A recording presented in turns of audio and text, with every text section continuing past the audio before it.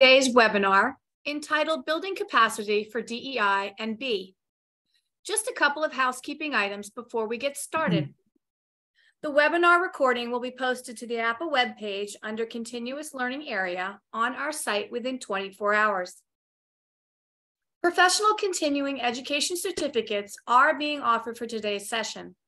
For those who indicated they needed a certificate, you will receive certificates later this afternoon or tomorrow morning. All attendees are muted at this time, and we ask that you use the Q&A feature located at the bottom of your screen. We will monitor throughout the program for a healthy engagement.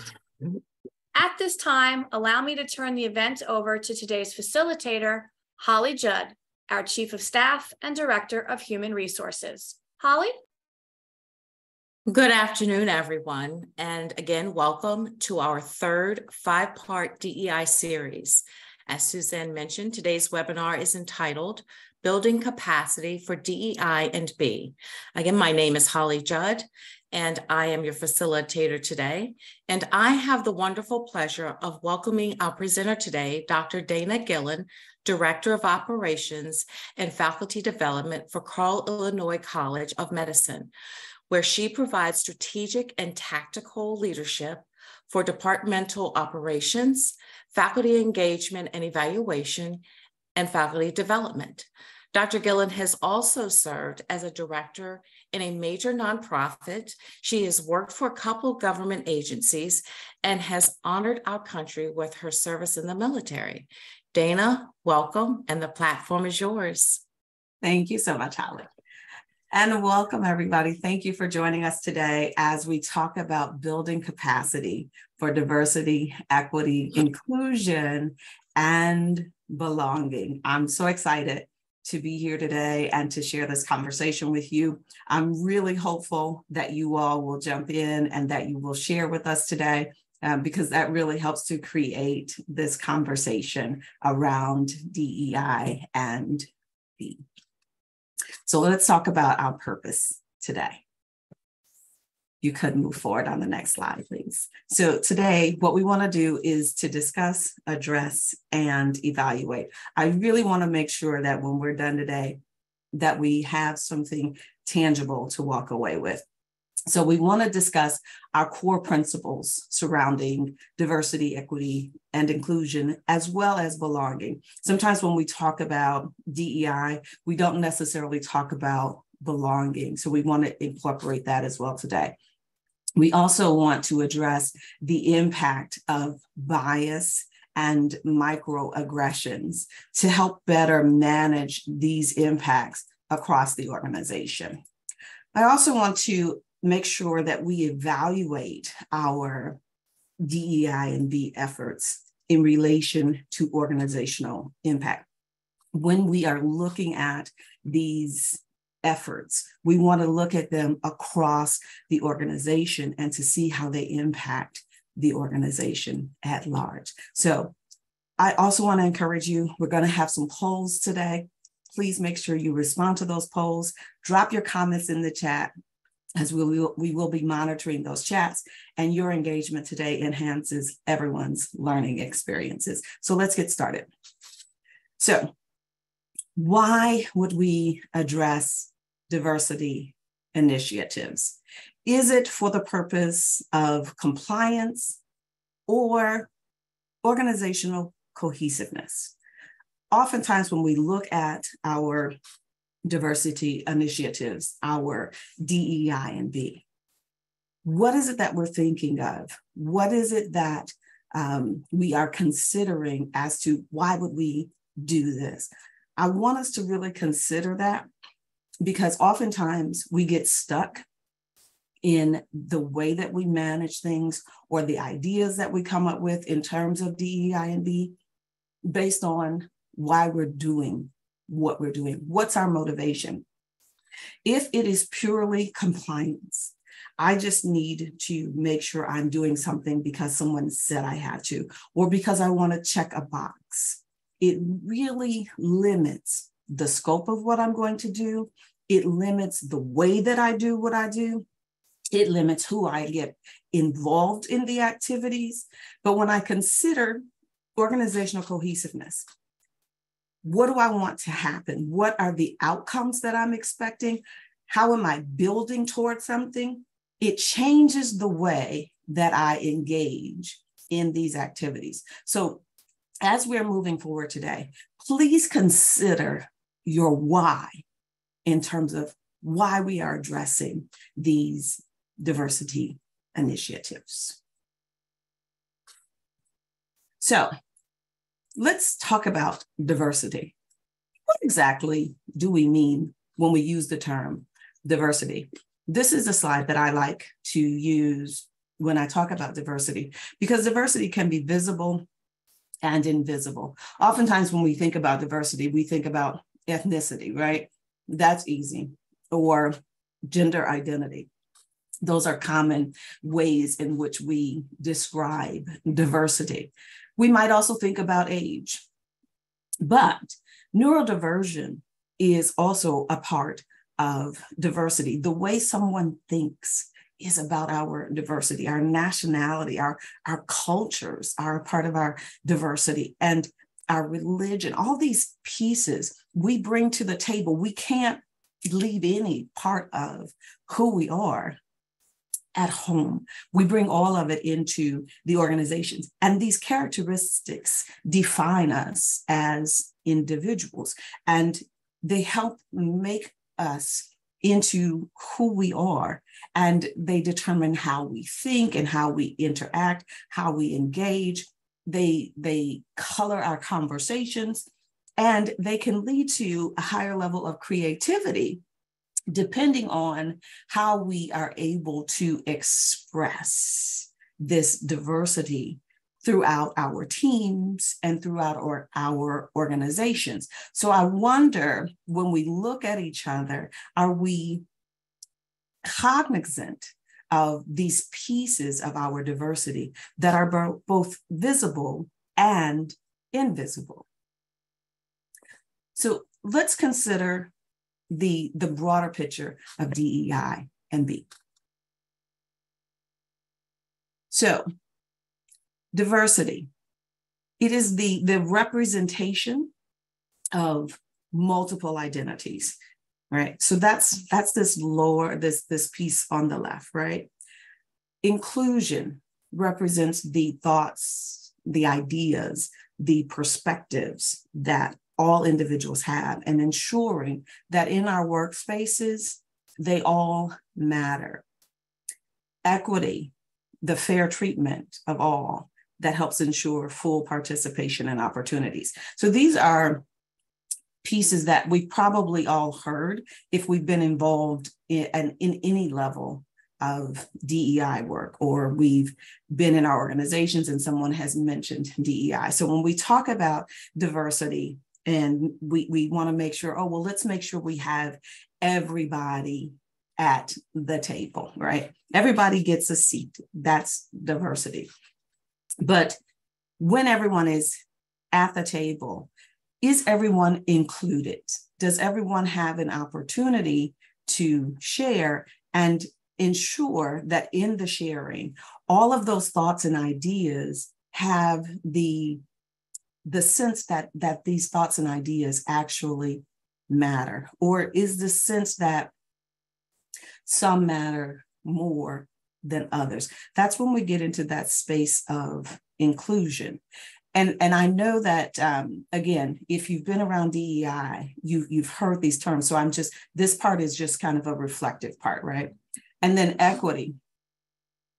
Equity is making sure that there is fairness. It is not the same thing as being equitable. You know, when we talk about equity, we want to make sure that if someone, for example, someone has a disability, in order to ensure this person has equity, we want to address the disability so that this person can operate at full participation, and that creates equity. And so I may have to give this person something that allows him or her to operate at the same level as everyone else in the organization in order to create equity.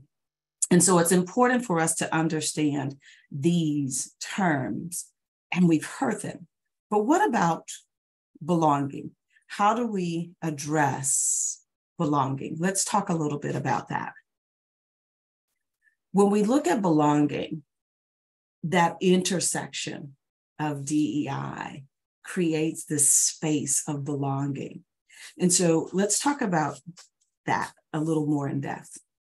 Belonging includes this sense of security. In the organization, in order to have this sense of belonging, there also is this sense of security. And I want us to just consider that for a moment. Is there a sense that there is this security within the folks that work in the organization?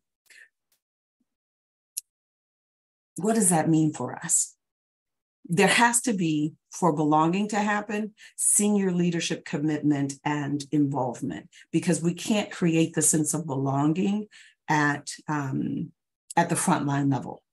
That has to happen at a higher level, because security happens at a higher level, right? Support. Am I supported? So in the work that I'm doing, is there this sense that I am supported in what I'm doing? Is there a sense that the work that I'm doing is accepted? Is there a sense that what is happening in my space around me, the contribution that I'm making to the organization, that this is meaningful, that it's a part of a larger picture? All of these things require senior leadership commitment and included. We've talked about inclusion, but this inclusion means that there's this ongoing practice of inclusion, that there is this ongoing practice, that in order for belonging to take place, there has to have this element that there is a sense of recognition, there's this sense of this fostering of respect and openly and authentically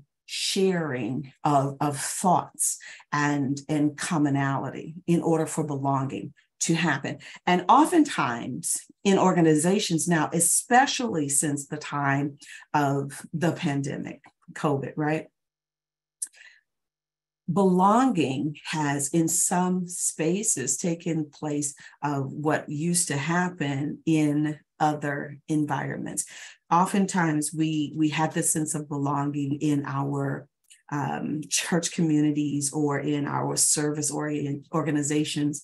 And because of the pandemic, some have moved away from that. We don't do that the way that we used to do it, but we are now spending even more time in the work environment, even though we're doing it differently. Some of us are still remote, or we're remote once or twice a week. And so that sense of belonging that we had in these other organizations, we're desiring it even more in the workplace. So how can I get this sense of security and support and acceptance in this space that I work in, that I spend so much time in, and that I am actively participating, and I want to see the work that I'm doing add value and make a contribution to? So belonging. So diversity, equity, inclusion, and belonging. There is the sense that these things flow together and that they're intricately connected. So I have a question for you. Based on what we've talked about, tell us what you think. And we'll get this poll question up for you. Who is responsible for belonging? Do you think belonging should be the responsibility of the Human Resources Department or your organizational managers, your leadership? What do you think?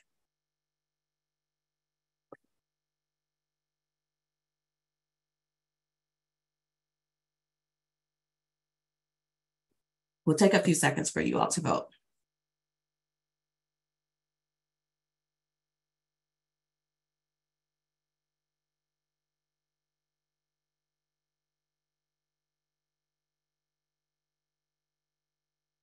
Okay, a couple more seconds.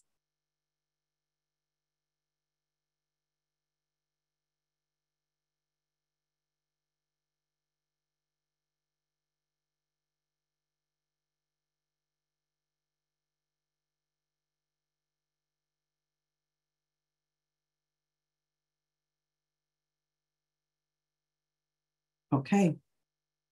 So folks largely think that leadership. Very good. Thank you. So 98% of you feel like the leadership. And so DEIB is a management strategy, not an HR program. And it has to be a part of the management culture. It has to become a part of the management culture. 100%. I love that. So if you're a chief diversity officer, right, because many organizations have a chief diversity officer or a head of diversity, equity, inclusion, or what have you, whatever that title is, if this is a part-time position in HR, that can create a challenge as to the success of your DEI and B initiative. So great. Thank you so much. I appreciate that. Thank you for participating in that. I love that. Thank you. So let's consider this. Whenever I have these conversations about diversity, equity, inclusion, and belonging, I always want to make sure that we're talking about some of the tough stuff. So let's consider the power dynamics at play when we're talking about diversity, equity, inclusion, and belonging. Some of the power dynamics might be the manager and the direct report. The manager and the direct report. There's a power dynamic at play there. There's also a power dynamic between a white person and a person of color. Those are real power dynamics. And they make people uncomfortable, right? They make us uncomfortable to think about them. They make us uncomfortable to talk about them. They make us uncomfortable to sit in them. There's a power dynamic between a man and a woman or a gender non-conforming person. These are real power dynamics in our organizations. And it's important for us, particularly those of us who are in leadership positions or those of us who have responsibilities around diversity, equity, inclusion, and belonging, to address these items. And so we're building capacity in our organizations around DEI and B. In order to build capacity around doing this work, we have to consider these power dynamics, even though they make us uncomfortable. This work has to be addressed at the individual level. They have to be addressed at the team level. They have to be addressed at the organizational level. And in order to do that work, we have to consider some of these power dynamics. And so if you think of other power dynamics, feel free to drop those in the chat as well, because they might be helpful for other people. I'm throwing out just a few of the power dynamics that are very salient for us to consider. So now let's talk about psychological safety. I don't know if you are familiar with this term, but I want to have a conversation around psychological safety within our organization. Psychological safety is a climate where people feel safe enough to take interpersonal risks by speaking up and sharing concerns, questions, or ideas. So I want you to consider in your space whether or not it appears, and I don't know what your role is, if you are the head of a team, the head of a department, or you're one of the people sitting in the team, does it appear that the people in your work group feel safe enough to take interpersonal risks? Does it feel like they are able to speak up? Does it feel like they can share their concerns, their ideas, or their questions? Psychological safety suggests that there is this sense that they have this safety. And remember, we're talking about DEI and B. And so in this concept of belonging, psychological safety falls very clearly in that arena. So psychological safety. So where is it that there's this indication that there's a lack of psychological safety? Let's talk about that. Dana, we had a couple comments in regards to the dynamic in person with foreign accent versus native speaker. And then we had someone mention age is also a business dynamic. Absolutely. Absolutely. Those are great. Yeah.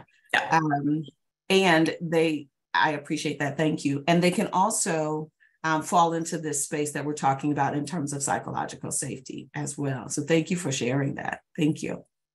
So let's talk about indications of a lack of psychological safety.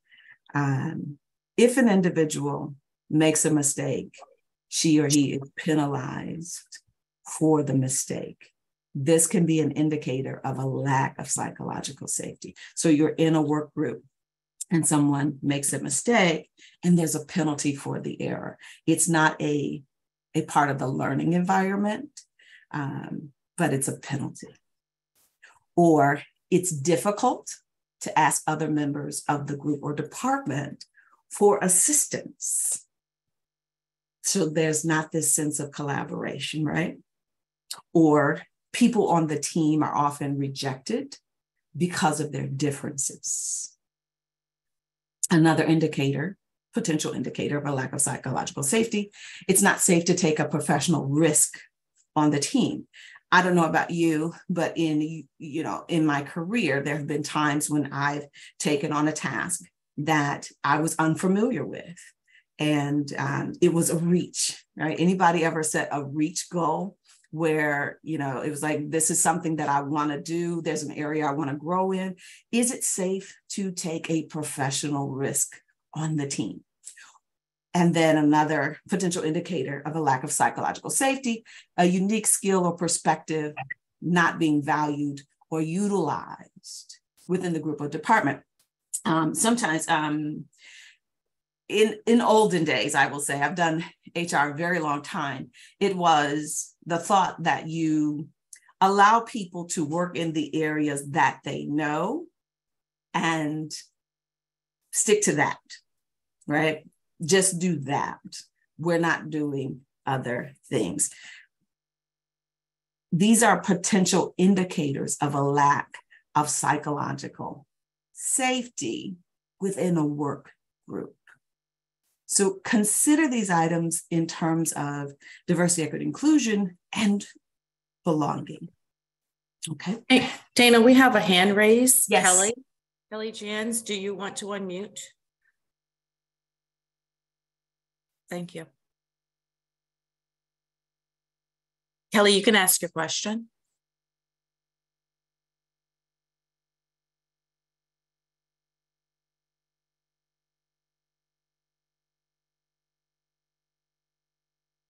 Sorry, I don't. Yeah, she's been given permission to speak, Holly, so I don't know if it's on her end. And we've got a couple of other individuals who are raising hands. All right, I will try and connect with Kelly on a chat. We'll see what we can do, but we've got a Gary Nauer would like to speak. Okay.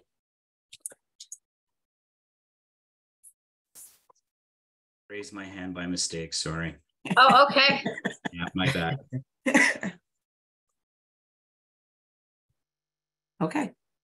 Well, we will push through. And if you have something, please go ahead and drop it in the chat. Okay. So let's look at what some of the, what happens when we have this space where there's a lack of psychological safety. If we could go to the next slide, please. So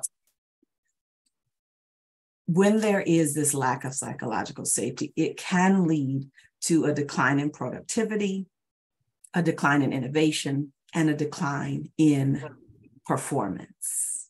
So when you consider your work teams, your departments, we want to address psychological safety because of the impacts.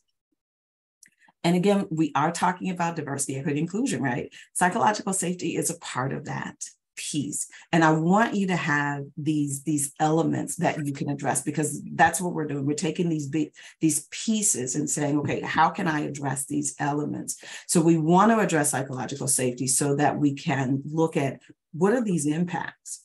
So the impact on the individual, there can be a lack of discretionary effort. So discretionary effort is that effort that we do to go above and beyond. We have all likely experienced the person in the workplace who only does what is absolutely required and who is standing up with the lunch bag at 4:59 because the clock goes off at 5 o'clock and he or she is out the door, right?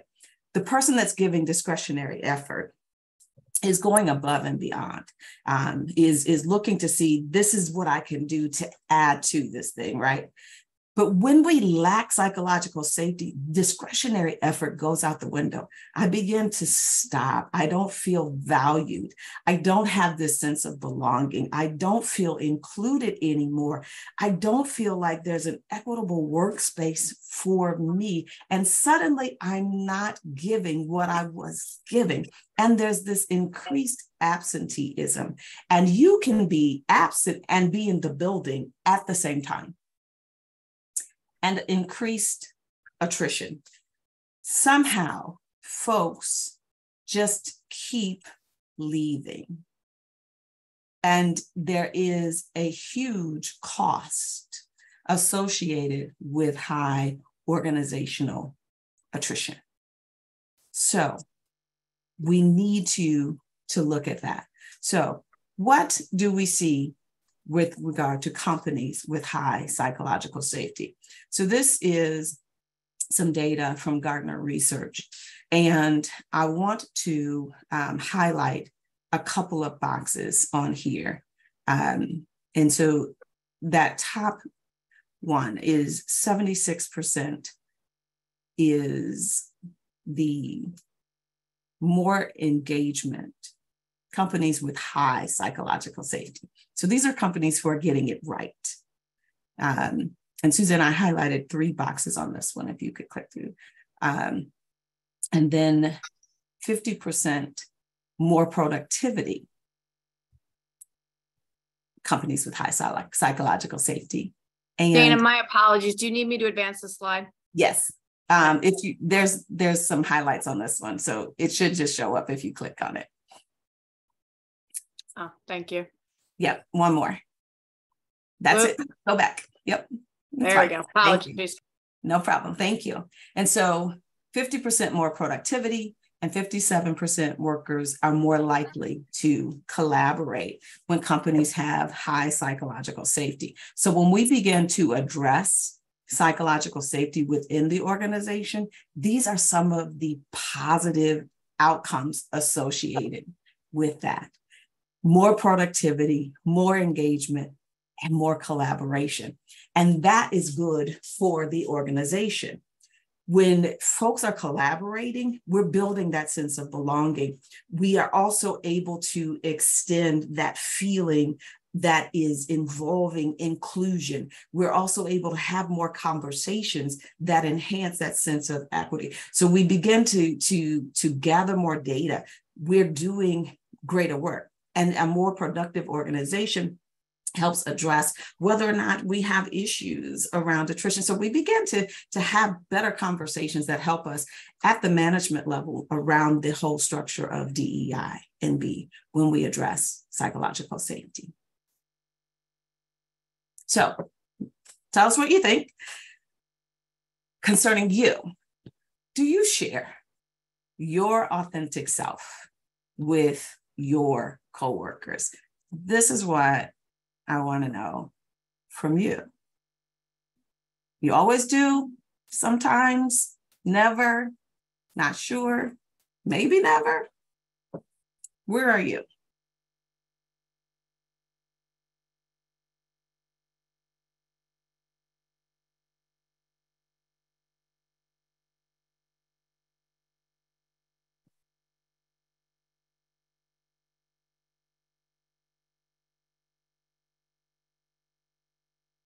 Couple more seconds.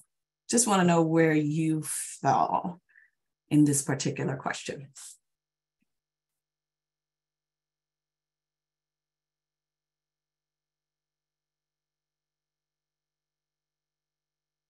Okay.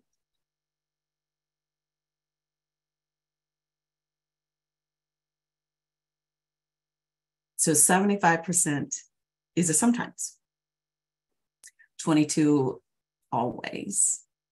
And then we have the never, not sure, maybe never. Okay. So most of us fall into the sometimes sharing of our authentic selves. Thank you for answering that question. Sometimes sharing our authentic selves. Sometimes. I want us to consider that in the context of DEI and B, right? If we are representative of the larger organization and we sometimes share, is it a reflection of our sense of inclusion and belonging? Are we experiencing the best level of diversity in the organization? It's just something to consider for us, right? Thank you for sharing. Let's have a critical conversation regarding leadership training, because this is another element that we can address around our building capacity for DEI and B. The focus is primarily, oftentimes, on white, cisgender, able-bodied, middle or upper middle class employee. When we read the materials, it's kind of like standardized testing in school. That's the primary audience. And compliance. What does the government say we have to do? What does the university say we have to do? What does this workplace say we have to do? These are the things. Where are the check boxes? This is what we are doing, right? What are some of the impacts? Let's click through that, Suzanne, please. Impacts promotions, right? So impacts pay equity, structural inequality, and employee engagement. So these are the impacts of these trainings. But can we do better? Can we do better with regard to DEI and B concerning leadership training? Oftentimes, this training neglects the experiences of diverse women, those in the LGBTQ plus community, those with disability, those with varying socioeconomic backgrounds. They promote this message that everybody has the same obstacles. We need the same strategies for all things. There's a lack of diversity in this, right? So I want us to consider this, and we're going to come back to the resolve later. So you'll see this slide again. Let's talk microaggressions. Microaggressions are daily, and I underlined daily. For those of you in the organization that are experiencing microaggressions, and I do not take it lightly with all the people on this call today, that there are people here who are experiencing this. Microaggressions are oftentimes daily. Daily environmental, verbal, or behavioral occurrences that denigrate individuals for belonging to certain stigmatized social identity groups. Please understand that there are folks in your organization who are incurring these microaggressions daily. The instances and the weight, and oftentimes the resulting trauma. And that is why they're so important for us to address. Can you click again for me, Suzanne, please? So microaggressions, it is uncommon for organizations to have policies concerning the acceptable and ethical treatment of individuals from stigmatized identity groups or procedures that guide targets of mistreatment toward healing and reconciliation after microaggressions occur. What are you supposed to do when microaggressions occur? We don't have a policy for that. How do we fix it? We don't know. Did you tell me what?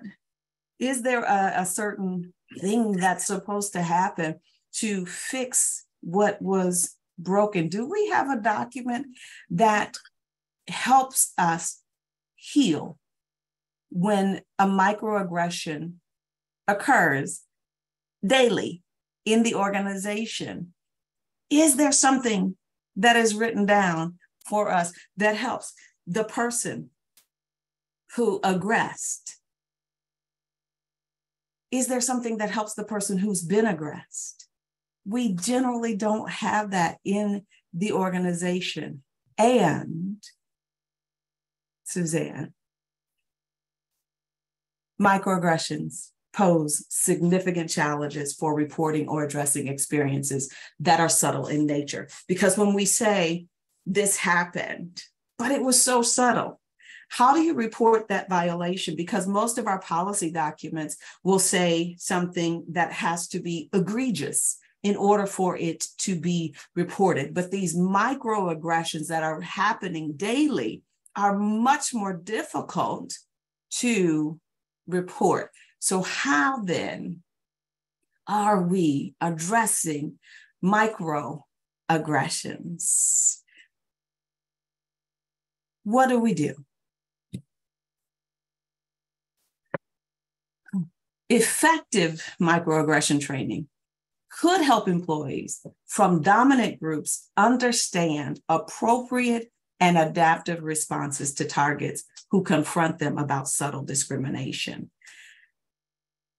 How do I, if I'm aggressed, tell someone that was inappropriate, the way that you spoke to me, the way that you attempted to handle me, and this person respond in a manner that now is going to be helpful and useful so that we can reconcile. Generally, our training doesn't address that at all, so that the person who was the aggressor feels like he or she has been offended because they have been in a situation where someone tried to correct a behavior. And so effective training helps to address that communication, helps them to understand the correction.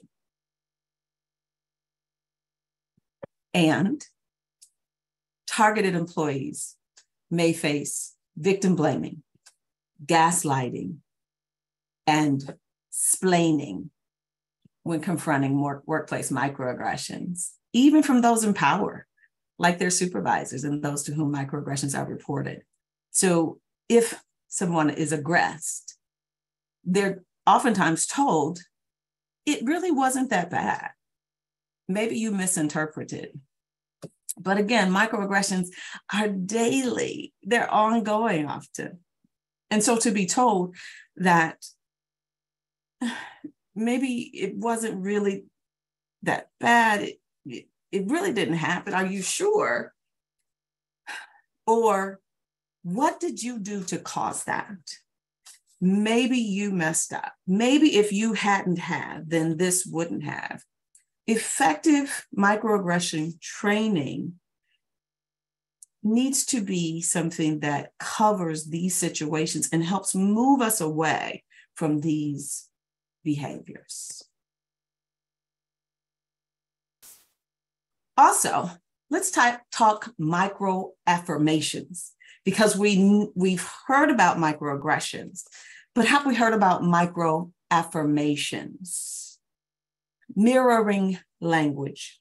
Let's speak of someone the way he or she speaks. Learn how to pronounce people's names. Huh? It's not that incredibly difficult. And it is incredibly respectful. Use their pronouns. I don't agree with it. You don't have to be respectful. Understand elements of their identity to honor who they are. It helps to create that sense of belonging and inclusion.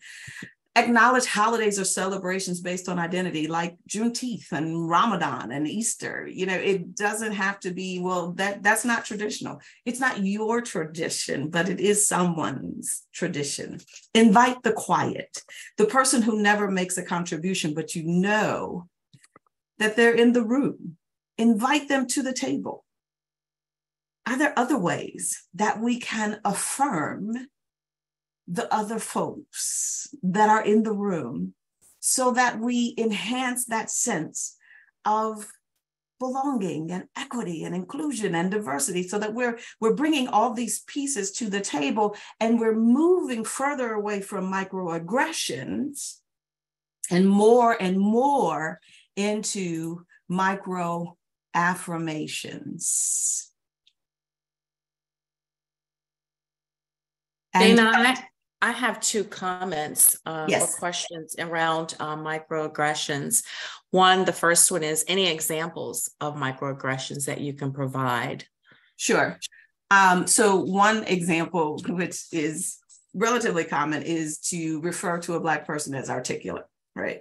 So, oh my God, this Black woman is really articulate. Or to say, to exclude the gay person. Right. We don't, and I said gay on purpose. And I know that that's not the way that we do, but when I'm being a microaggressor, that's what we do. To treat, because that person doesn't necessarily want to be called gay. We use different terminology now. And so these are all elements. Also, talking over the woman in the room regularly, or negating the only. So oftentimes we have people who are the only. It's the only female, it's the only person of color, it's the only person of a certain sexual orientation, it's the only person who's younger than 30 in the room. Whatever the only is, negating that person's voice, silencing that person. So there are lots of examples of microaggressions that happen, again, on a daily basis, and that when they're in a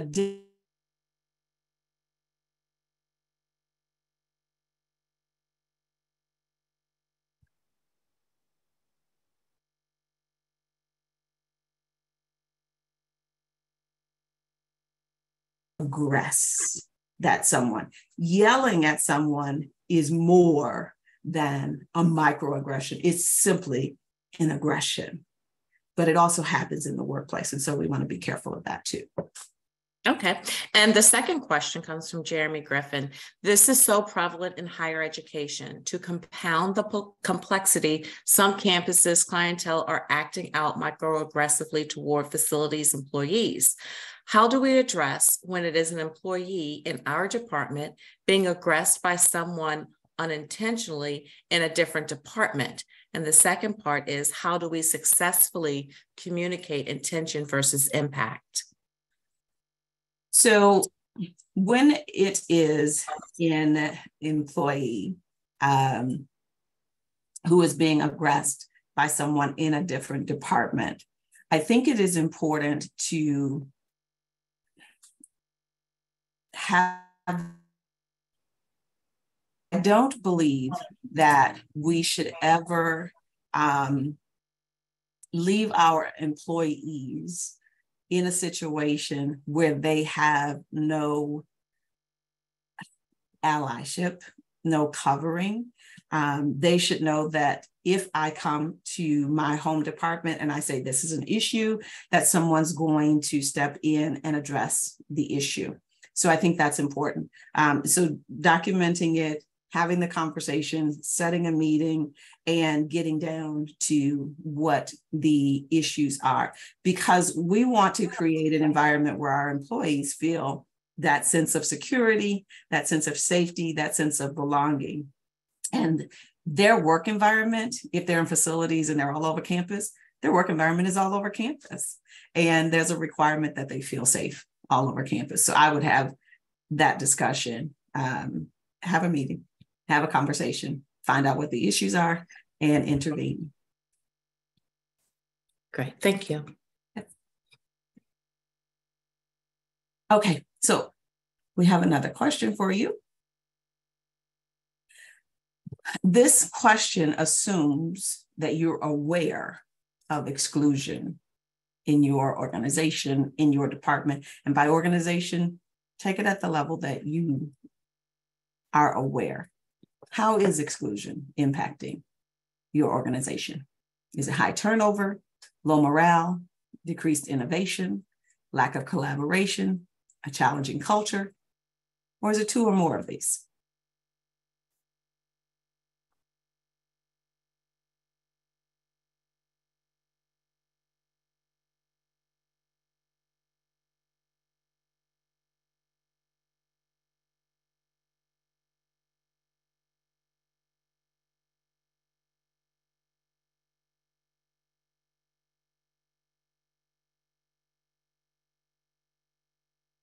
Okay.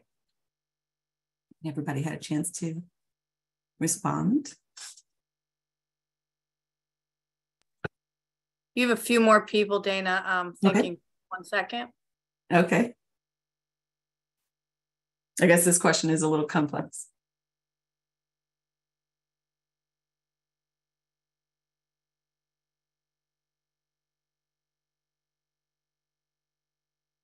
Okay.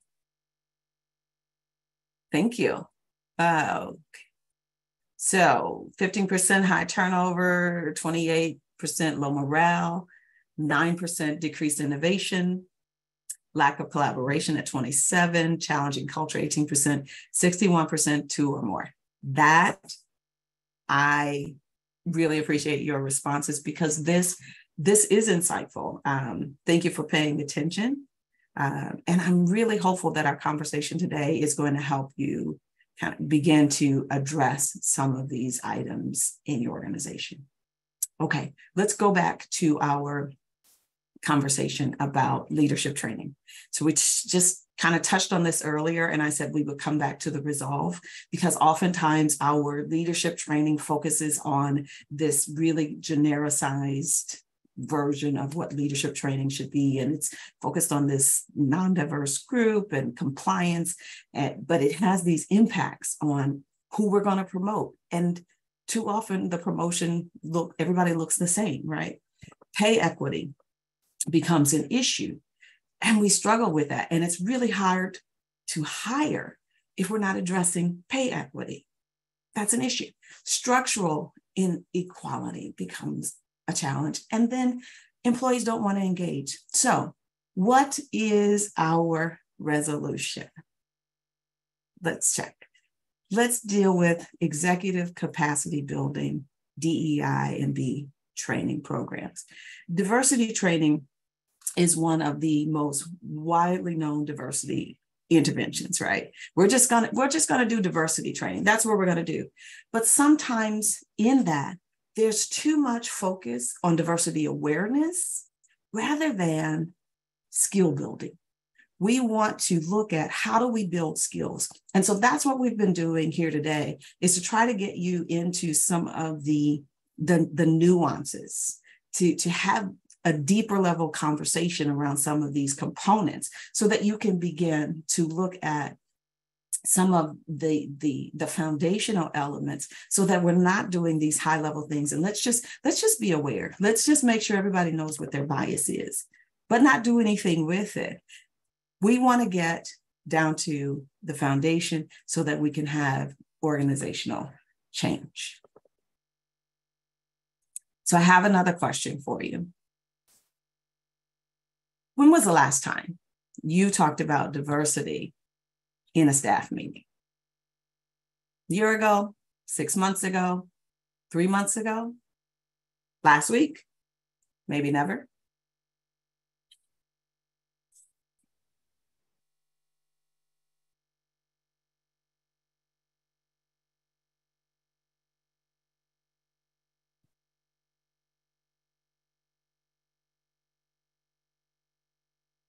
When's the last time that this was a topic of conversation?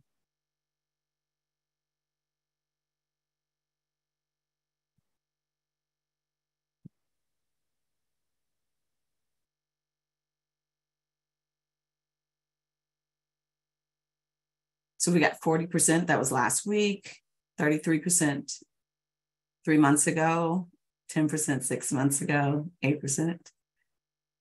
A year ago, 10%, maybe never. So we've got quite a diverse response from this question.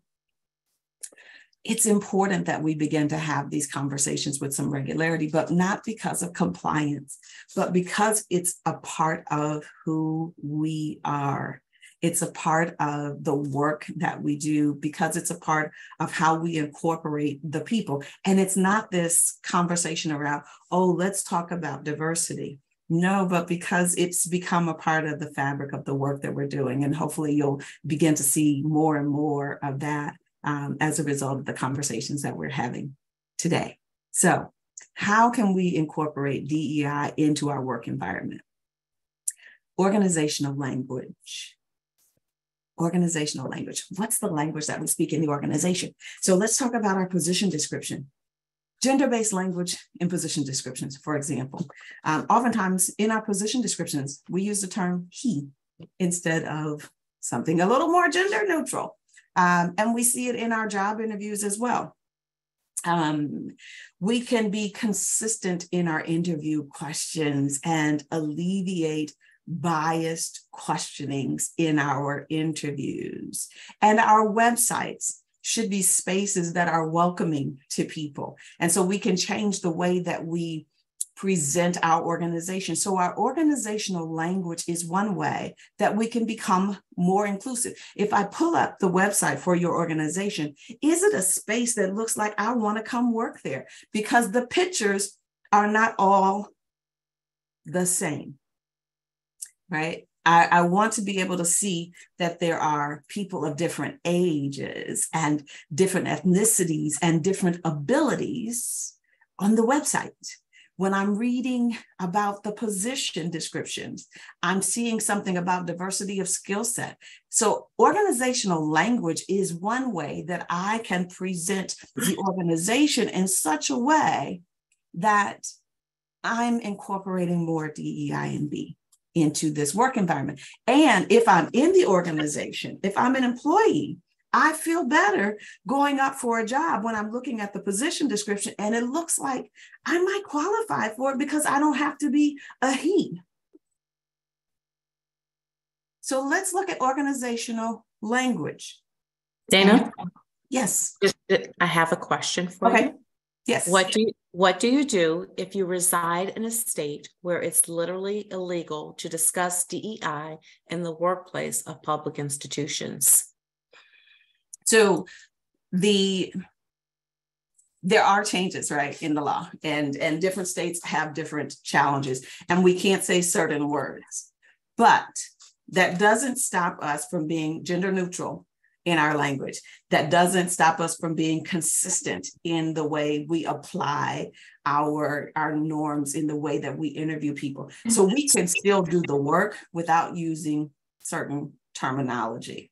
That's not a violation of the law. Being unbiased isn't a violation of the law. Thank you. Yes. Okay. Suzanne, if you could click for me. Let's also talk about our staff meetings. How can we incorporate them in our staff meetings? allyship. You see someone in the staff meeting that is, remember I talked about microaggressions are daily. Sometimes they happen in a staff meeting. Can we be an ally in the staff meeting? Can we train people how to become allies in the organization? Can we show that in a staff meeting? 100% we can. Can we interrupt interrupting? We see someone who constantly talks over someone else. Can we suggest to this person, excuse me, can we allow Dana to finish that sentence? I really am interested in what she was thinking. Interrupting. And then recognition. Recognize effort, recognize these moments, recognize these special contributions, what have you. These are things we can do during staff meetings to enhance DEI and B in staff meetings. Great, Dana, we have a hand Yes. raised by Meredith. Meredith, Okay. if you could unmute yourself. My apologies, that was a mistake. Sorry about that. Okay. Okay, next slide then. So again, I wanted to, and I did make it clear, we would not have a chance to go into the Supreme Court's ruling on affirmative action, but none of these violate the Supreme Court's ruling on affirmative action. We can do this work. We're not violating the ruling. We're not violating the policies that say you can't say DE&I and B, and we can still do anti-bias work. We can still do work that helps affirm our employees and enhance our organizational culture. Critical to DEI and B, leadership is at the center, and this is DEI and B at the organizational level. We must have courage because we're coming up we're dealing with the legalities by different states and federal governments. We're also dealing with people and their emotions. We need commitment that will be sustained. That's the continuity. And we need collaboration. So all of these elements are critical, and not one can we drop. But leadership is at the center. We must have the very top level of leadership in the organization on board in order to make this work. So whether or not we have to change the name because DEI, DEIB is no longer legal in certain spaces, we can still do the work because we know the work is necessary and we have to build our organizational capacity to get it done. So, action planning, building capacity for DEI and B. All of these pieces on here, along this left side of the screen, we have talked about today.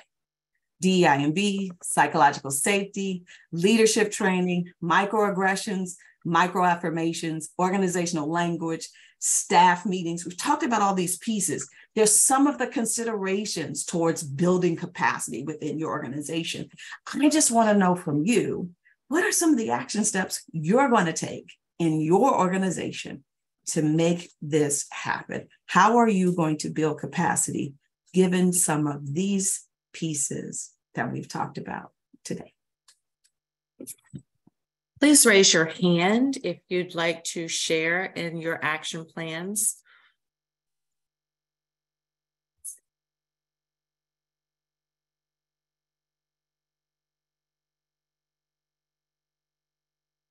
So I'm just scrolling through a Q&A real quick. My take on the Supreme Court ruling against affirmative action, that is a whole discussion and we could do a whole thing on that. I think it does present a lot of challenges for us, but I think it's important that we press forward in the work that we are doing and figure out, each campus is going to have to figure out how to make that work happen in spite of the ruling. It's substantive work. Being unbiased should be intentional, 100%. How do you interrupting when you're told as a result of doing so, you're too aggressive? I do think it's important to interrupt interrupting. but to also have I might have an offline conversation about that to address why the sense of aggression. And remember, I said earlier, there is this need for training so that when someone is aggressed, when there is a microaggression, because interrupting, constantly talking over someone, especially when that someone is the only, that is a form of microaggression. And so when you say, I'd really like to hear this person, and you're interrupting the interruption, we need training that says this is an appropriate response to interrupting. And so maybe it's having that conversation offline. It's making sure that we have organizational training that allows for that, that encourages that. Mm-hmm. Dana, we have, of course, we've come up on our time, but we do have one question from Jeremy. Jeremy, would you like to ask a question? Oh, no, that's okay. I was just going to say thank you very much. This has been very, very enlightening. I've never actually heard the belonging term before. And I actually was able to find that one of the books that you had referenced, The Fearless Organization, is actually in our Precipio training here at Washington State University. So you had asked how we're going to bring these in our action plan. And I think with our leadership team that I work on, I think it's really important we start addressing some of these and really the belonging component. So I really appreciate everything that you've shared in a very short amount of time, a lot of information there. I think that's going to be my biggest takeaway. So thank you. Wonderful. Thank you for sharing that.